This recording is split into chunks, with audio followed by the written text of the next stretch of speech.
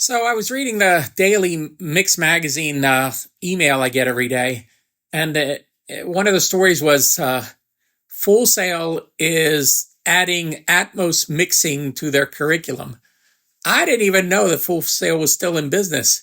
It just seems like an odd thing to keep teaching people how to run recording gear when the recording studios are closing up. I mean, granted, there'll be some jobs out there, but I don't think there's going to be as many jobs as these schools are cranking out.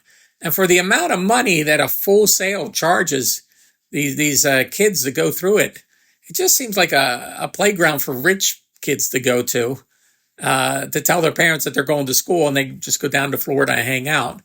Now, I went to the recording workshop in 1980, and that was in Chillicothe, Ohio.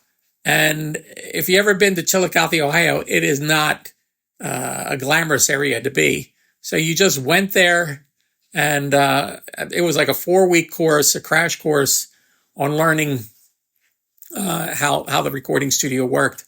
And the best advice somebody gave me is, as soon as you get out of that school, find a job in a studio just to keep your mind current so you know what's going on. And I did that. I kept working at studios as an intern or as assistant engineer, things like that, just to keep my mind active.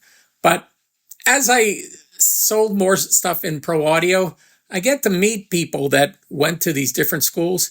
And I have to say, every single person that I've met, and this is not an endorsement, it's just something I've recognized, but every single person that went to the recording workshop in Chillicothe, Ohio, seemed to be a very competent engineer and worked their way up. I mean, there was engineers at Sigma that were doing really well that went to the recording workshop.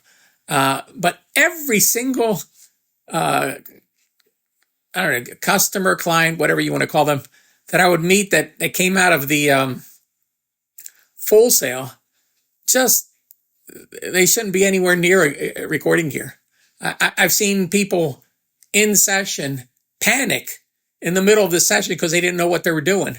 I saw one guy, he recorded some vocals, and by mistake, he recorded over and erased the vocals and stopped the session and panicked and was just screaming that he done everything wrong and he wasn't worthy.